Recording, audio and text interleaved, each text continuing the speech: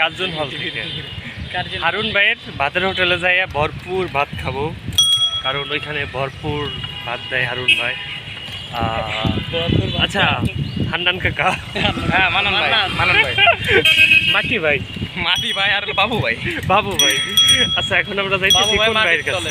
এখন আমরা যাইতেছি হচ্ছে আমাদের প্রাণপ্রিয় বড় ভাই, প্রাণপ্রিয় স্যার হারুন ভাইয়ের ভাতের হোটেলে। আসলে এখানে যদি কেউ ভাত খাওয়ার প্রয়োজন মনে করে আপনার ক্ষুধা লেগেছে, আপনারা নির্দ্বিধায় হারুন ভাইয়ের কাছে চলে যান। আচ্ছা হারুন ভাইয়ের এখানে কি কি খাবার পাওয়া যায়? এখানে ভাত, মুসুরির ডাল, ইলিশ মাছ পাওয়া যায়, মাঝে মাঝে রুই মাছটা একটু বেশি থাকে। সচরাচর রুই মাছটা আপনারা বেশি পাবেন, মাঝে মাঝে দেশি কই মাছটা সে দিয়ে থাকে, শিং মাছটা দিয়ে থাকে, এবং দেশি মুরগির বেশি ঝাল করে ফ্রাই করা থাকে। এত মজা ওইটা, আপনারা যদি যান কখনো হারুন ভাইকে অবশ্যই বিনীতভাবে অনুরোধ করবেন যেন সে আপনাদের ঝাল ফ্রাইটা করে দেয়।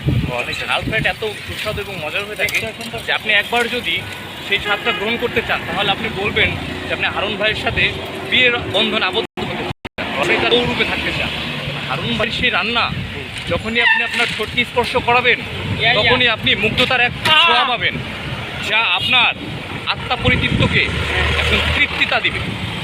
এই জন্য আপনাদের সকলের উচিত হারুন ভাইয়ের ভাতের হোটেলে ভুলক্রমে হলেও ইচ্ছাক্রমে হলেও আপনাদের একবার ঘুরে আসা, সেই খাবারের স্বাদটা আপনার ঠোঁটের লালার সাথে সংমিশ্রণ করা।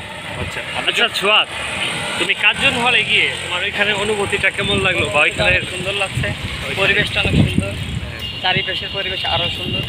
ওইখানে আমাদের মতো অনেকেই গিয়েছে, এক একজন এক এক রকম ঘুরছে, আমাদেরও ভালো লাগছে। আমরা ড্রোন লাইছি, ভিডিও করছি, ছবি তুলছি, সব কিছু মিলে অনেক সুন্দর লাগছে। আচ্ছা ওইখানে গেলে পরে সিঙ্গেল জীবনটাই ভালো নাকি ডাবল গেলে সব থেকে? অ্যাকচুয়ালি বিষয়টা হচ্ছে কি, আমরা তো সিঙ্গেল, আমরা মনে করি আমরা অনেক ভালো, আর যারা ডাবল তাদের অনুভূতি তাদের, আর আমরা সিঙ্গেল আমাদের অনুভূতিটা আমরা আমাদের মতো করে তাছাড়া।